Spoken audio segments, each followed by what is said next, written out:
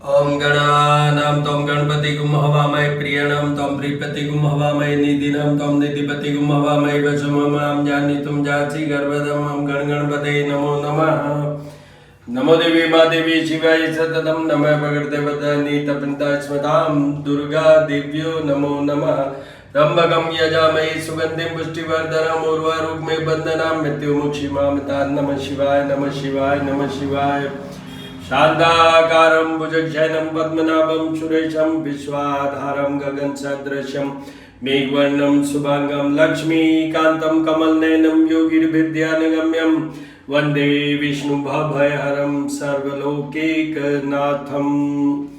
जपाकुसुम शङ्काशं काश्यपेयं आदित्यं तमोहरिसर्पापग्नं प्रणतोऽस्मि दिवाकरम् आदित्याय विद्महे भास्कराय धीमहि तन्नो सूर्य प्रचोदयात्। हनुमान अडिल रंगील छबिल बने जदमोहन मारे लंकापति ने कुछ समुद्र लाए सजीवन सोच निवार्य मां शक्ति ने। श्री राम रामेति रामेति रमे रामे मनोरमे सहस्त्र नाम तत्तुल्यम राम नाम वरानने। दरिशंग तुषारावम क्षीरोदार्णव संभवम नमामि शशिनम सोमम शंभोर्मुकुटभूषणम हनुमते नमः कुबेराय नमः। सभी देवी देवताओं के दर्शन कीजिए, दर्शन कीजिए। वैशाख माह है तो भगवान विष्णु, मधुसूदन जी और कृष्ण स्वरूप भगवान विष्णु के पूजा का विधान है। आज रविवार है तो सूर्य देव का मैंने कल भी वीडियो में बोला है। सूर्य देव अभी उच्च राशि पर मेष राशि में 13 मई तक है और उस उच्च राशि में होने के कारण अभी हम पूरे साल भर, एक साल के बाद ये लौटेंगे उच्च राशि में वापस। तो एक साल का हम सूर्य का जो भी बेनिफिट है वो ले सकते हैं अभी इनके पूजा उपासना से। कैसे? देखिए, सबसे पहले तो करना किसको, तो पहले तो मैं ये लेता हूँ कि जिनके भी जन्म कुंडली में सूर्य फिगर 7 तुला राशि में हो उन लोगों के लिए, और तुला राशि में सूर्य होता है उन सब लोगों के लिए जो कि 15 अक्टूबर से 15 नवंबर के बीच में जिनका बर्थ होता है, उन सब के तुला राशि का सूर्य होगा। नीच राशि होती है सूर्य की वो। दूसरा, जिनके जन्म कुंडली के अंदर अगर सूर्य 4th, 6th, 7th, 8th and 12th house में हो तो उन सब लोगों को भी सूर्य की उपासना और सूर्य के जो भी पूजा का विधान है वो जीवन भर, साल भर करते रहना चाहिए। अभी ये मेष राशि में सूर्य है तो गोचर की बात कर रहे हैं। अब now I am talking about in reference to your राशि कि आपकी राशि से मेष का सूर्य का क्या पोजीशन बनता है। तो जैसे देखिए, सबसे पहले वृषभ राशि, वृषभ राशि के ये 12th हाउस में आते हैं, house of losses, house of health losses and house of losses of the relationship. आपको यही बोल देता हूँ मैं। मेनली मैं जब भी सूर्य का वीडियो बनाता हूँ या जब भी सूर्य की बात होती है सूर्य देव की, उस समय मैं कहता हूँ 3 चीज़ें बहुत इंपॉर्टेंट है। First is the word is healthiness, second is administrative favour and third is protection of your married life because the sun is a planet for separation। तो ये 3 चीज़ें सूर्य से जुड़ी हुई है। बाकी भी बहुत है, चाहे हड्डियों के रोग हो, चाहे आई साइट की हो, चाहे हार्ट की हो, और सूर्य नेम फेम देते हैं, सूर्य जॉब देते हैं, वो सब बातें अलग है, बट ये 3 मेन फीचर्स हैं। तो उसमें आपको ये बता दूं, वृषभ राशि, दूसरा ये 8th हाउस में अभी चल रहे हैं कन्या राशि के, 6th हाउस में ये चल रहे हैं वृश्चिक राशि के, और मकर राशि के 4th हाउस में चल रहे हैं। हेल्थ के पॉइंट ऑफ व्यू से मैं अगर देखूं तो मीन राशि वालों को भी और सिंह राशि वालों को भी और तुला राशि वालों को, क्योंकि ये मार्ग स्थान में होंगे तुला राशि के और मीन राशि के, इसलिए उनको भी कर लेना चाहिए। और जहाँ तक उपाय जो सूर्य देव को प्रसन्न करने के हैं वो मैं इस वीडियो में भी लिंक डालूंगा, पर श्री करनी ज्योतिषम वास्तु शोध संस्थान जो मेरा YouTube चैनल है उसमें मैंने ये अपलोड कर रखा है। उस वीडियो को देखिएगा जहां मैंने ये एक कड़ी चलाई थी सारे ग्रहों के लिए, तो वहां सूर्य के लिए क्या है वो वीडियो है उन लोगों के लिए जिनको जीवन भर सूर्य के उपाय करने हैं। उसी में मैंने ये बताया कि कौन से उपाय करने होते हैं। लिंक में भी देखिए, वहां भी देखिए। और मेष राशि के सूर्य में किन किन राशियों वालों को करने की जरूरत है अभी, इसका तो वीडियो सेपरेट अपलोडेड है। अभी आप श्री करनी ज्योतिषम वास्तु शोध संस्थान पे जाके देख लीजिए। कोई क्वेरी क्वेश्चन हो तो 9978627397 पे मुझे आप टेक्स्ट मैसेज या रिकॉर्डेड मैसेज भेज के पूछ सकते हैं। तो ये सूर्य के बारे में। सूर्य के साथ में भगवान हनुमान जी की पूजा उपासना जरूरी होती है। हनुमान जी की पूजा उपासना में सूर्य देव का रेफरेंस जरूरी होता है, रामचंद्र जी का भी जरूर होता है हनुमान जी की उपासना में। अब मैं आपको ये बताता हूं, कल सोमवार है, तो एक तो मैं हमेशा बताता हूं कि पंचदेवों में नहीं आते हैं, पर फिर भी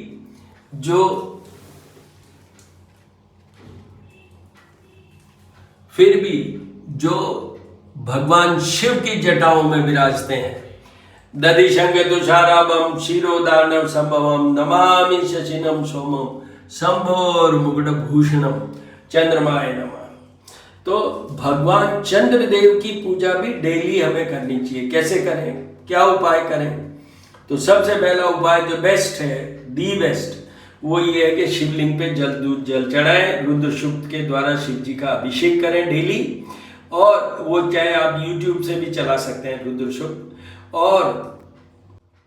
और वो अभिषेक के दौरान ही आप चंद्रमाय नमः, ओम सोमाय नमः, या ये मैंने कहा दधिशंग तुषाराभम क्षीरोदार्णव संभवम नमामि शशिनम सोमम शंभोर मुकुटभूषणम, ये आपका अगर चंद्रमा 3rd house, 6th house, 8th house या 12th हाउस में है, जन्म कुंडली में जन्म के समय, या वृश्चिक राशि है आपकी और वो चंद्रमा कहीं भी पड़े हो, तो आपको वर्ष में कलयुग है, ये चौथा युग है, 4 बार चंद्रमा के जाप पूजा भी करवानी चाहिए जो ब्राह्मण से होगा।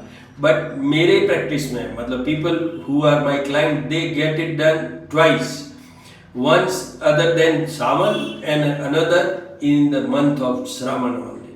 श्रावण माह, जो सावन का महीना, भगवान शिव से जुड़ा होता है, चंद्रमा से भी जुड़ा होता है, तो ये है ही। और कल सोमवार के साथ साथ में वैशाख माह है, तो ये भगवान विष्णु, मधुसूदन जी भगवान, कृष्ण भगवान, इनके पूजा का विधान है, रामचंद्र जी का भी पूजा का विधान है। बट विशेष क्या है? विशेष ये है कि कल हम मनाएंगे जानकी माँ सीता का जन्म कह लें, और कल है जानकी नवमी। तो कल मैं आपको ये बहुत अच्छे से समझाना चाहता हूँ कि माँ सीता की पूजा उपासना कीजिए, रामचंद्र जी की पूजा उपासना कीजिए, और ये सब सीता स्तोत्र ये सारे आपको YouTube पे मिल जाएंगे, उनके द्वारा कीजिए, उनको अभिषेक कीजिए भगवान राम के साथ और हनुमान जी के साथ, ये सब कीजिए। आपको एक बात बता दूं, जानकी मंगल भी एक स्तोत्र ही है, वो आप देख सकते हैं YouTube पे।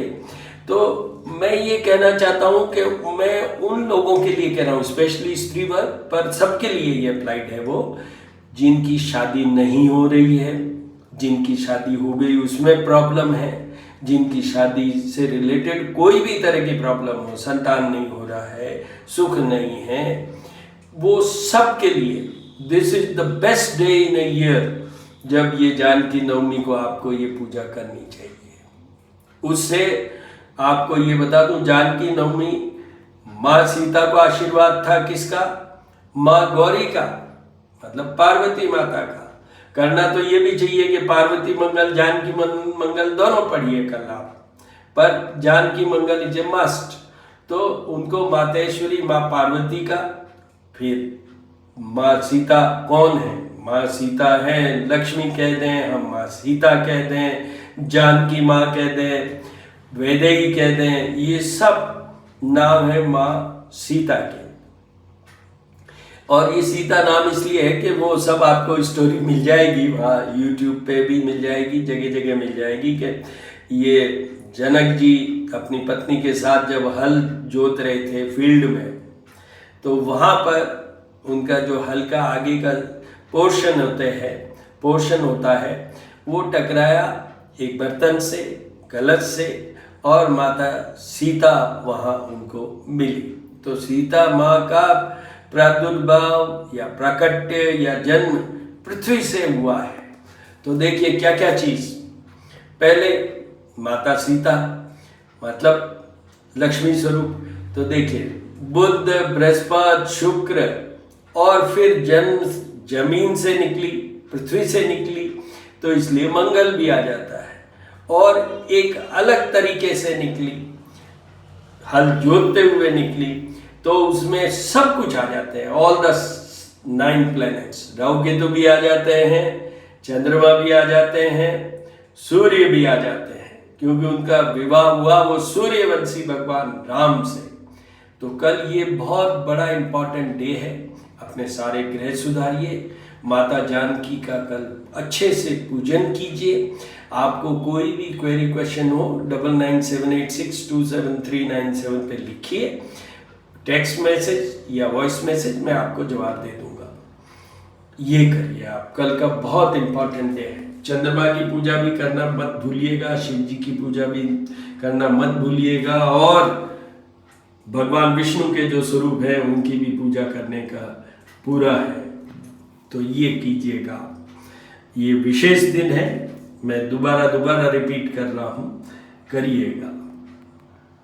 ओम, देखिए आज की डेट में सूर्य है, तो जपाकुसुम शंकाशम काश्यपे अमाद्वितीयम तमो हरिसर्पापग्नम पंतो अस्मि दिवाकरम ओम सूर्याय नमः।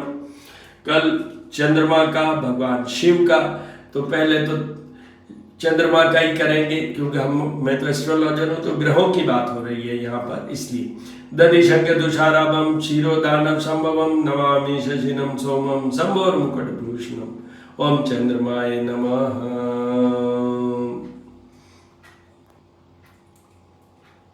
जानकी जी के लिए मैं ये बता दूं कि लास्ट में उनको आशीर्वाद दिया था, उन्होंने किनसे रिक्वेस्ट की थी? माँ पार्वती से, कि मुझे ये जो श्री राम है यही पति स्वरूप में मिले। जब उनको ये माँ पार्वती ने ये आशीर्वाद दिया, जिससे इनकी शादी हुई। तो इतना इंपॉर्टेंट डे है कल का। ओम माँ सीता नमः। वैसे तो सीताराम हम करते ही हैं, और बहुत इंपॉर्टेंट यही वर्ड है सीताराम, मतलब हमारा ये जीवन सुधर जाता है इस एक शब्द के उच्चारण से। और ये शब्द नहीं है, ये अपने आप में एक मंत्र है। करिएगा। अब मैं आपको ज्योत और आरती के दर्शन कराऊंगा।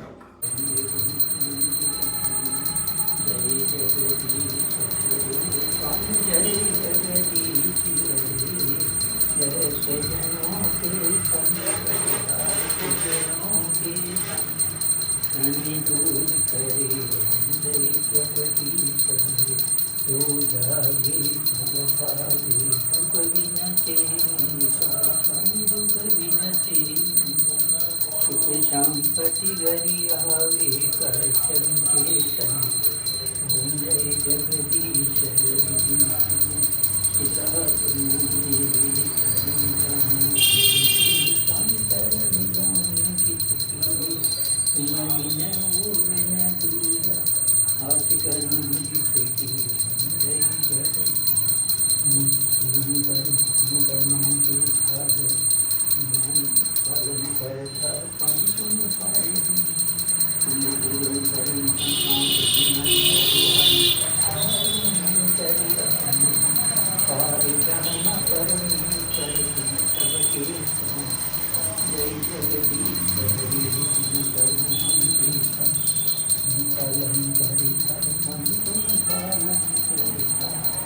विभूषण